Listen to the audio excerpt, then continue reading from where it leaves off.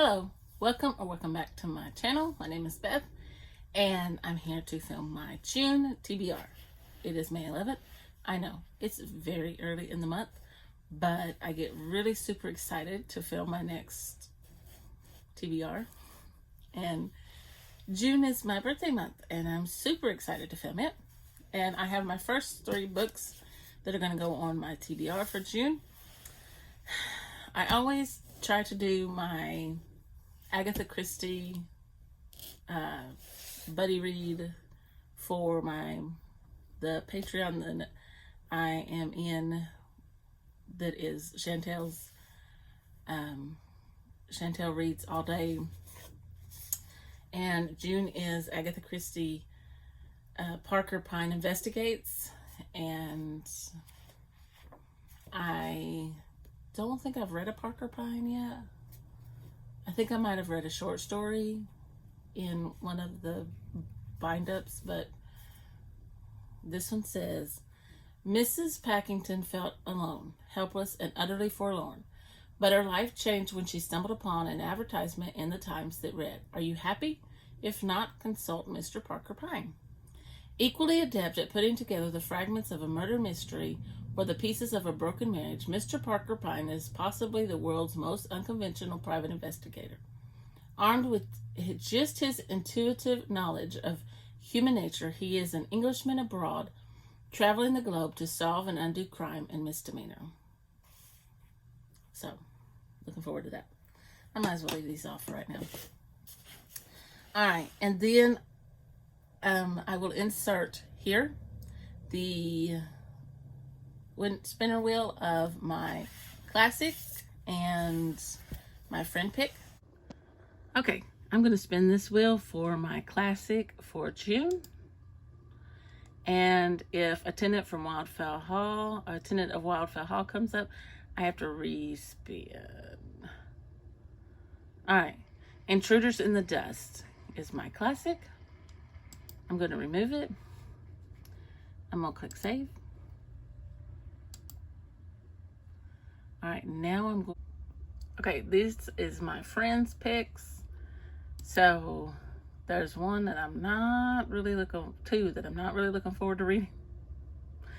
And so I'm kind of putting them off. Some of them I'm reading this month. So they're not on there. Like my sister's pick for me. And another friend. One I still have that I was supposed to read a while back. So we're going to see who I get this month.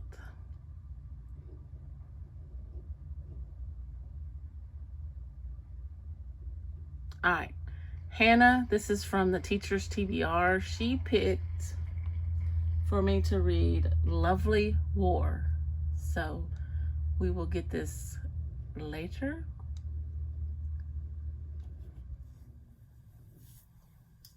And on my classic, I got Intruder in the Dust by William Faulkner. I was supposed to read this last year. This is one of my sister's favorites. And it says, Intruder in the Dust is at once an engrossing murder mystery and an unflinching portrait of racial injustice. It is the story of Lucas Beauchamp, a black man wrongly arrested for the murder of Vincent Gowrie, a white man. Confronted by the threat of lynching, Lucas sets out to prove his innocence, aided by a white lawyer, Gavin Stevens, and his young nephew, Chick Mallison.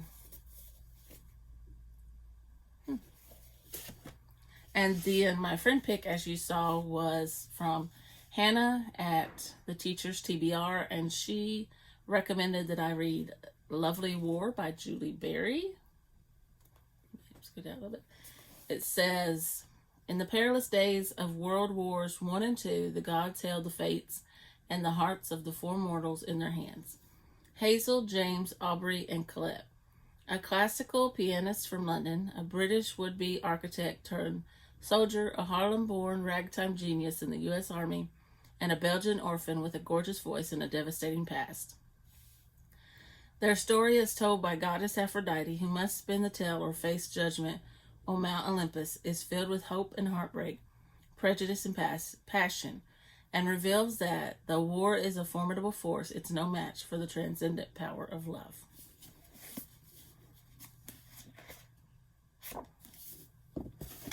So those are my first 3 books.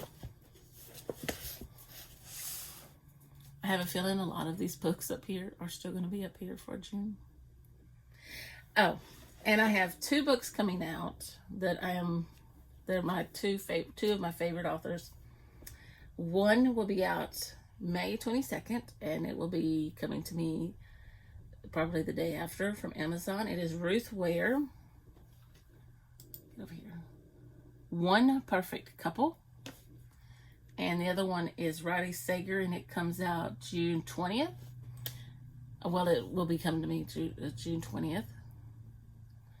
And it is called Middle of the Night. They will definitely be read in June. Ruth Ware may be read before then. Maybe read at the end of May. Okay. I have these prompts, and next month I will probably put in the other prompts. I may just pull all these prompts. There's not that many in there, because we know some of those books are going to be on next month's TBR. So I really have to start working on my 52 books in 52 weeks. So I need to open that book up. Okay, prompt number 1 says, a book with an animal companion.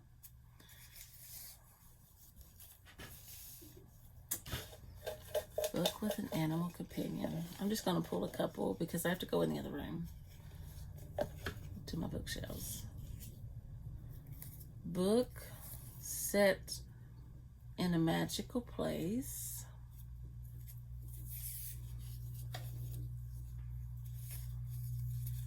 A book with a place in the title.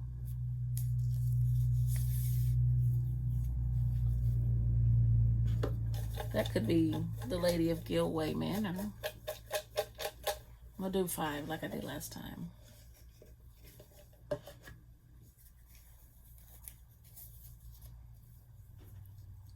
I also have Told in Chronological Order, Local Women Missing, and it is up there.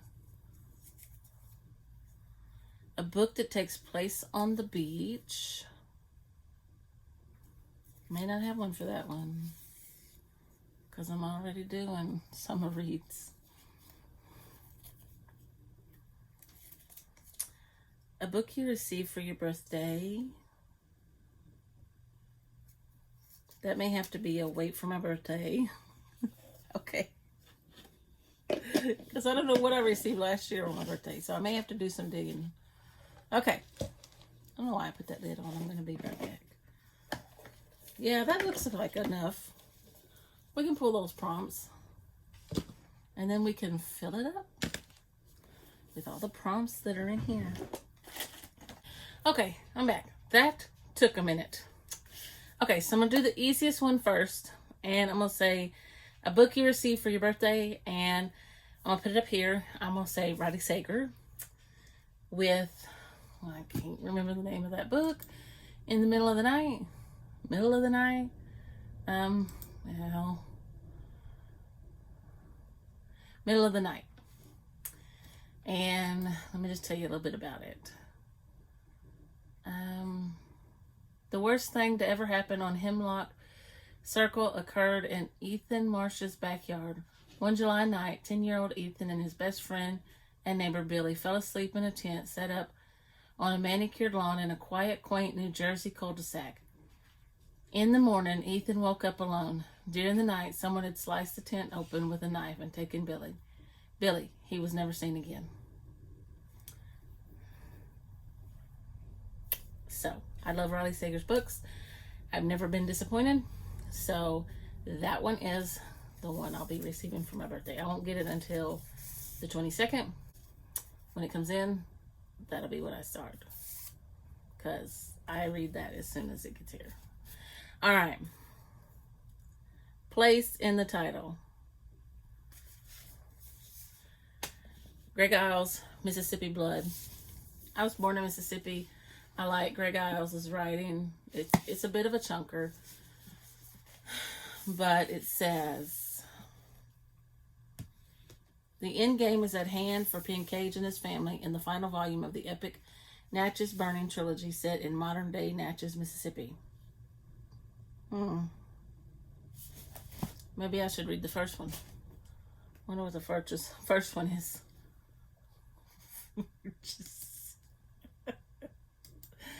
Okay, let me see. That's the one I should read first. But it's got a place because Natchez is a place.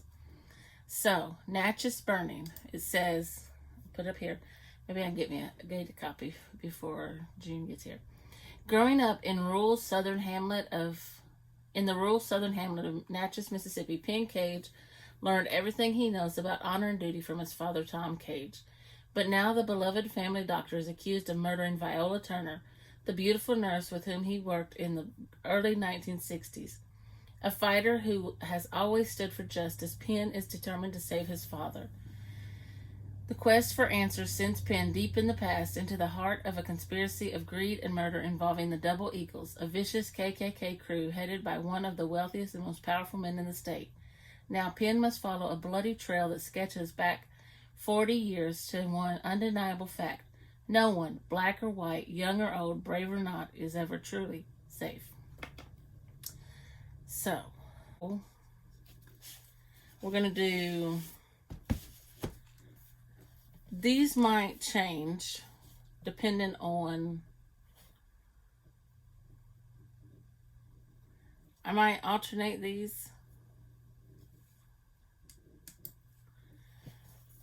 I'm going to say this one right now is my animal companion. I'm reading Aragon this month and Eldest next month.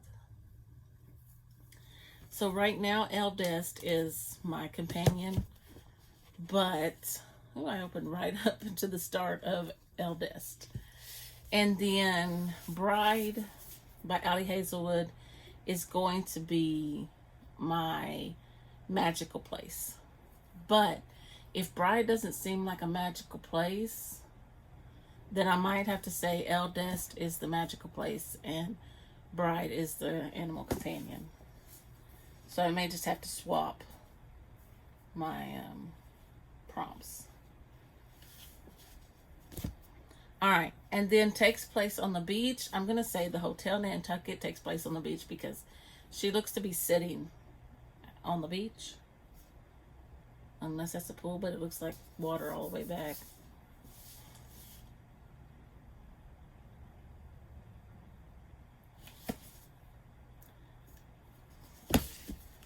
From what I understand, she gets a hotel. Okay, let's see. Fresh off a bad breakup with longtime boyfriend, Nantucket sweetheart Lisbeth Keaton is desperately seeking a second act. When she's named the general manager of the newly renovated Hotel Nantucket, a Gilded Age gem, rescued from neglect, she hopes that her local expertise and charismatic staff can win the favor of their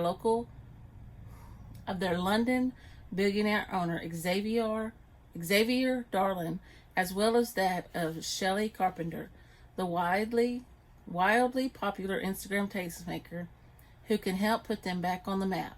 And while the Hotel Nantucket appears to be blissful paradise, complete with a celebrity chef-run restaurant and an idyllic wellness center, there's a lot of drama behind closed doors. The staff and guests have complicated pasts, and the hotel can't seem to overcome the bad reputation it earned in 1922 when a tragic fire killed 19-year-old chambermaid Grace Hadley. With Grace gleefully haunting the halls, a staff harboring all kinds of secrets, and Lisbeth's own romantic uncertainty, is the Hotel Nantucket destined for success or doom?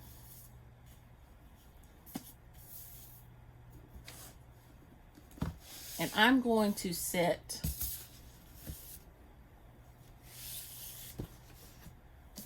Mississippi Blood in place of Natchez Burning.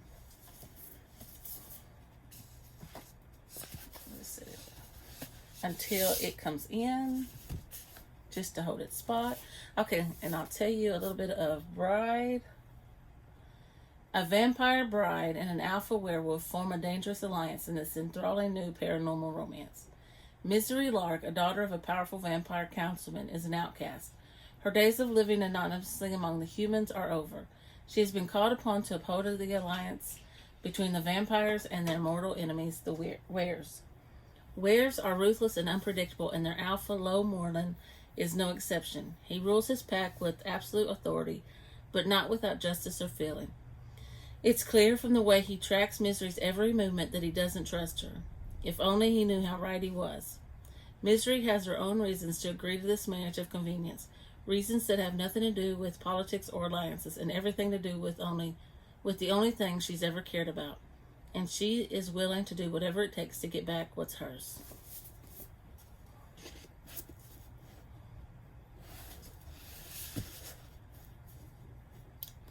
All right.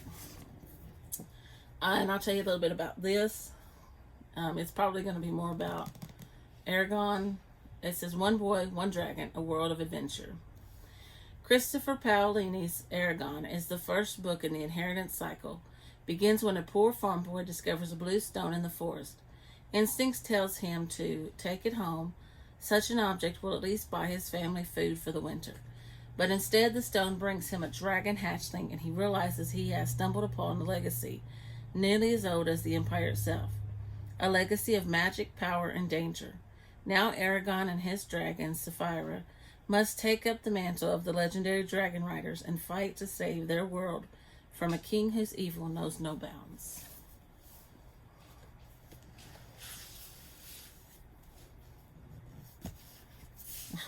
I only have 2, 4, 7 books, and it's already stacked this high.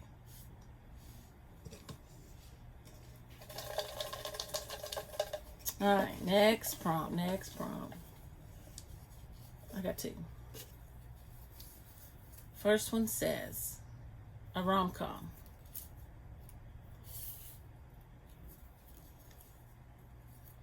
And the next one says, book with a great first line. That's going to take a while.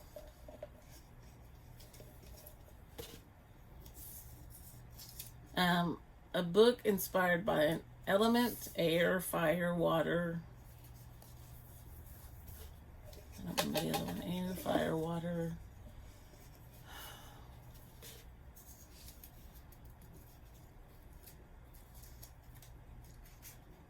A book with stars on the cover.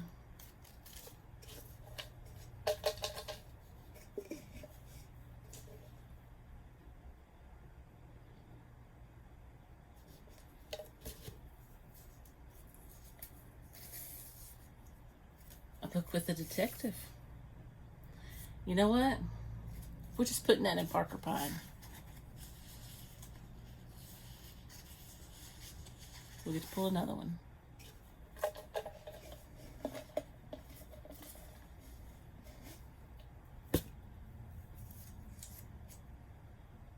A book set in summer. Okay, that one took even more time. Okay, so I am not going to pull a book for a book set in summer, because if I don't get to the Abby Jimenez, I can just use that one. So,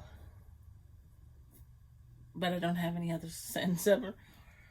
All right, now, for a book with stars on the cover, I'm going to do Jojo Moyes, The Giver of Stars. And if you can look real close, it's got stars on it. So, this is about, it says Alice Wright marries a handsome American Bennett Van Cleve, hoping to escape her stifling life in England. But small town Kentucky quickly proves equally claustrophobic, especially living alongside her overbearing father-in-law. So when a call goes out for a team of women to deliver books as part of Eleanor Roosevelt's new traveling library, Alice signs up enthusiastically. So there's that. I'm going to do a first line test for a book inspired by an element, I chose The Ocean at the End of the Lane, and it's by Neil Gaiman, and I'm guessing this is a water element. And it says, Sussex, England, a middle-aged man returns to his childhood home to attend a funeral. Although the house he lived in is long gone, he is drawn to the farm at the end of the road, where, when he was 7, he encountered a most remarkable girl, Letty Hempstock, and her mother and grandmother. He hasn't thought of Letty in decades, and yet as he sits by the pond, a pond that she'd claimed was an ocean, behind the ramshackle farmhouse, the unremembered past comes flooding back. And it is a past too strange, too frightening, too dangerous to have happened to anyone, let alone a small boy. 40 years earlier, take the glasses off so I can read. A man committed suicide in a stolen car at this farm at the end of the road. Like a fuse on a firework, his death lit a touch paper and resonated in unimaginable ways. The darkness was unleashed, something scary and thoroughly incomprehensible to a little boy. And Letty, a magical, comforting, wise beyond her years, promised to protect him no matter what. All right. And then for rom-com, yeah, you guessed it, Emily Henry's Funny Story. And I explained this over in my book haul. This is about a woman who has an ex who starts dating this guy's ex, and they become roommates, and they don't really connect much, but then they start fake dating, and they could be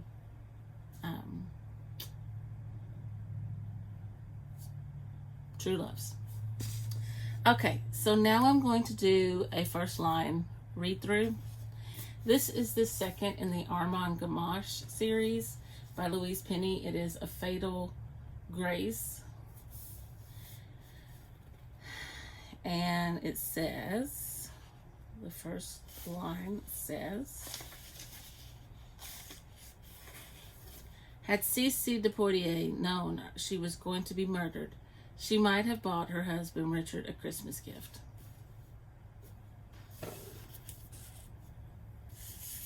And this one is famous. It's A Tale of Two Cities by Charles Dickens.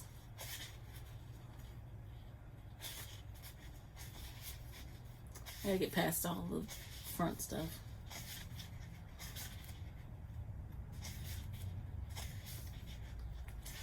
Got an introduction and dates, a timeline,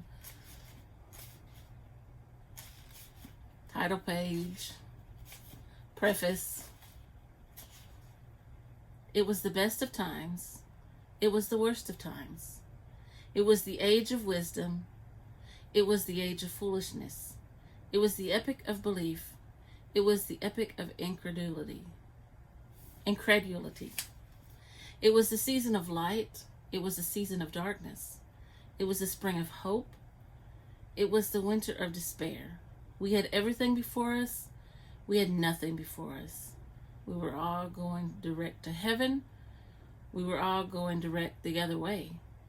In short, the period was so far like the present period that some of its noisiest authorities insisted on its being received, for good or for evil, in the superlative degree of comparison only.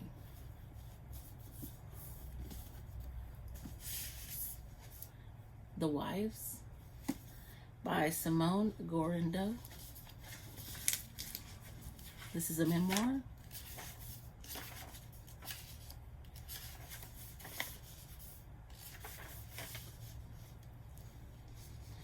In the photo Andrew had texted, the little brick house looked out of another time.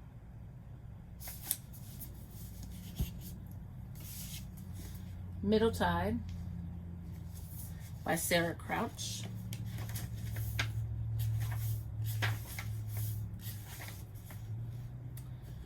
Gray foam slapped the bow of the Crestliner as it zipped north across the still waters of Puget Sound.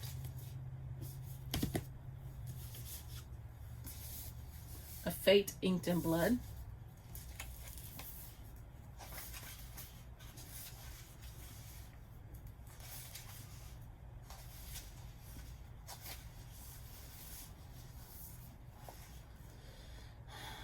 My mother taught me many skills to ensure I'd make a good wife to my husband.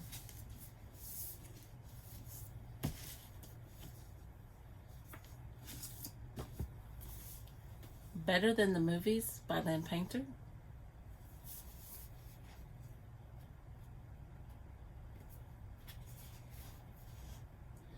My mother taught me the golden rule of dating before I even hit the second grade.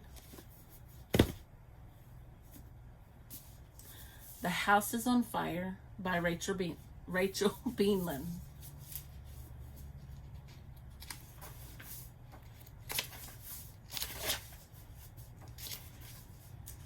Sally Campbell's shoes are fashionable but extremely flimsy.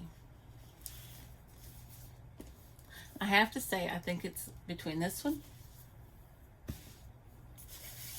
this one. I'm putting this one back.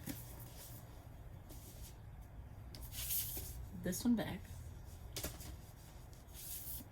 this one back, and I have Louise Penny, A Tale of Two Cities, Better Than the Movies, The House is on Fire. So I have a classic, a mystery, a romance, and a historical fiction. I'm going to go through them a different way. We'll reread them. My mother taught me the golden rule of dating before I even hit the second grade. A Fatal Grace. Had C.C. Deportier known she was going to be murdered, she might have bought her husband, Richard, a Christmas gift. I'm going to save this one for last.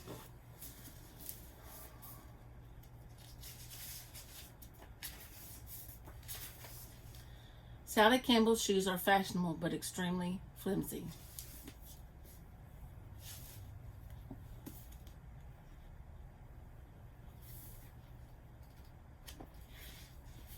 It was the best of times, it was the worst of times. It was the age of wisdom, it was the age of foolishness.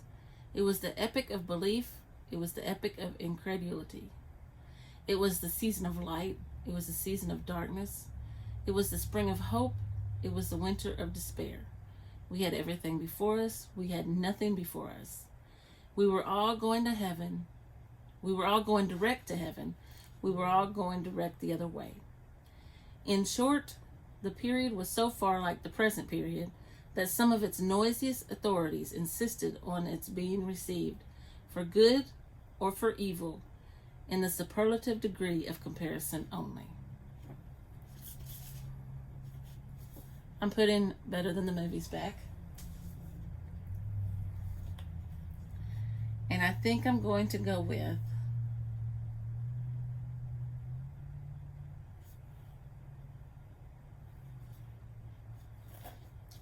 I already have a Charles Dickens right now that I'm reading, and it's Bleak House, and I still haven't made it through it. So I'm going to put this one back.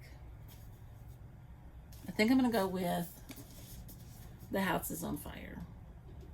As much as I want to read Louise Penny.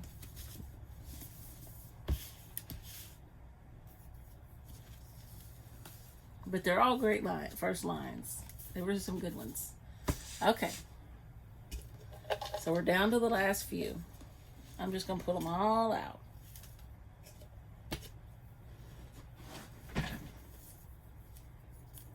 Louise Penny may go on there, and some of those others may go on there. A book with a one-word title.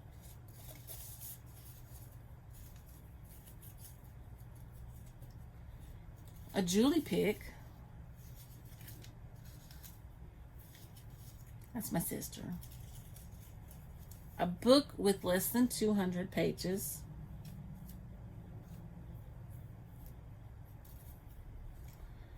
A book you started but never finished.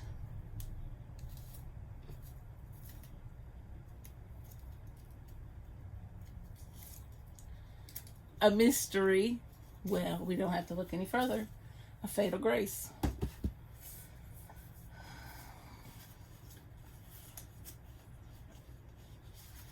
How many pages does it got? Nope, that wouldn't fit the 200. And the last one, a book that features a female protagonist. Protagonist is a good person, the good character. And that's it. So here are most of my prompts. Going to drop them back in there.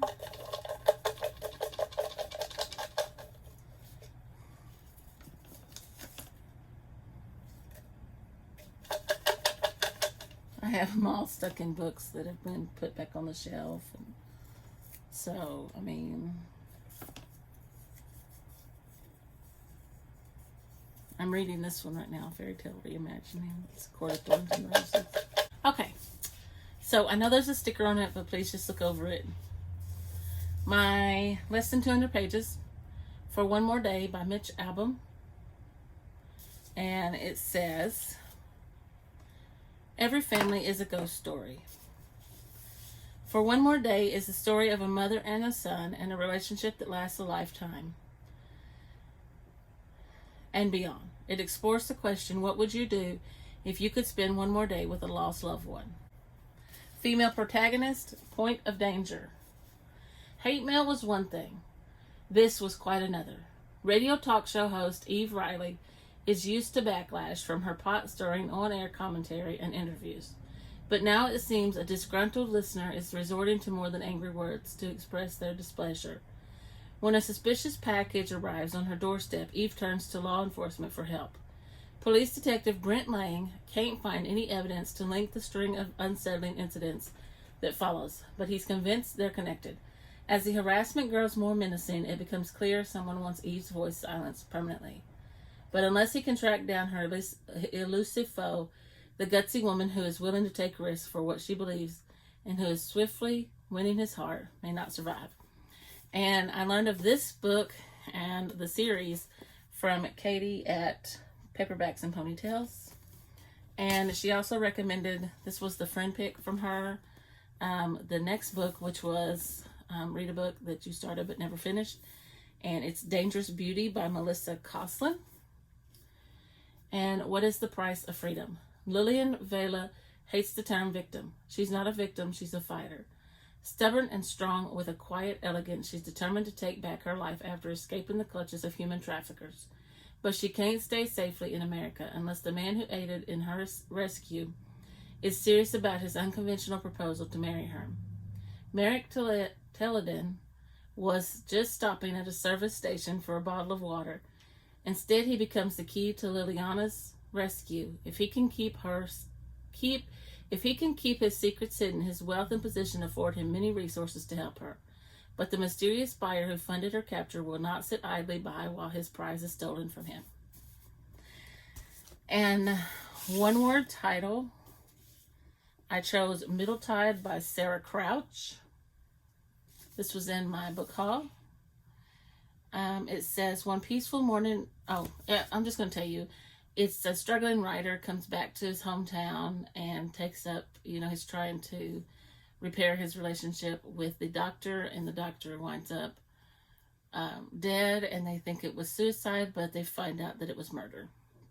And it looks like he is the one who murdered her. So, just a recap, I'm still waiting on my sister's pick. Birthday pick is going to, or birthday one is going to be Riley Sager. Middle of the Night. One word title, Middle Tide by Sarah Crouch. Book you started but didn't pick up. And it's also a friend pick. A friend recommended Dangerous Beauty. Female protagonist, Point of Danger by Irene Hannon. Under 200 Pages for One More Day by Mitch Albom. Book inspired by an element, The Ocean at the End of the Lane by Neil Gaiman. I'm not going to be able to pick all these books up. I also have One Perfect Couple by Ruth Ware. Book with stars on the cover, The Giver of Stars.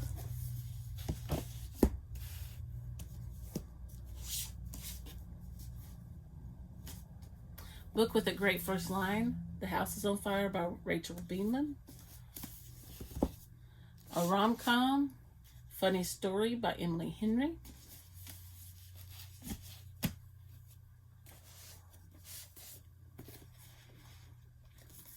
I don't remember what this is. A mystery novel, A Fatal Grace by Louise Penny. This was my classic. I spun the wheel, and this was what came up, Intruder in the Dust by William Faulkner. This is what I'm reading for Chantel's Patreon.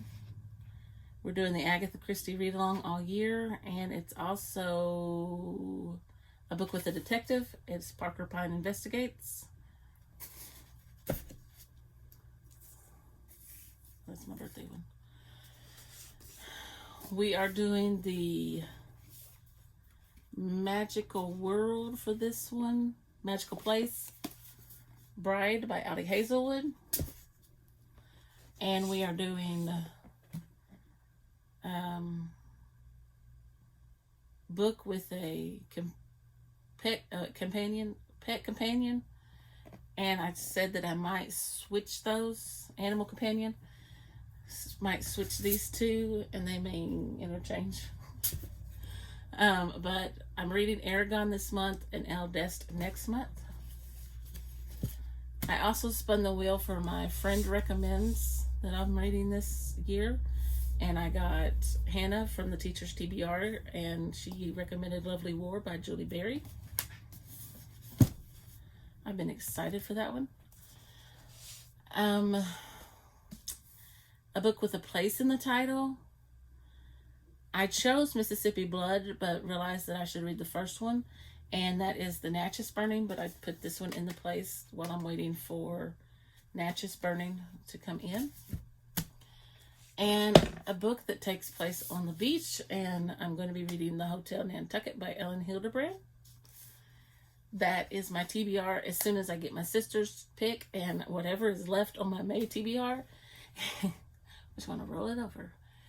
And I added whatever I had in my drawer that I've been putting in there since I started these.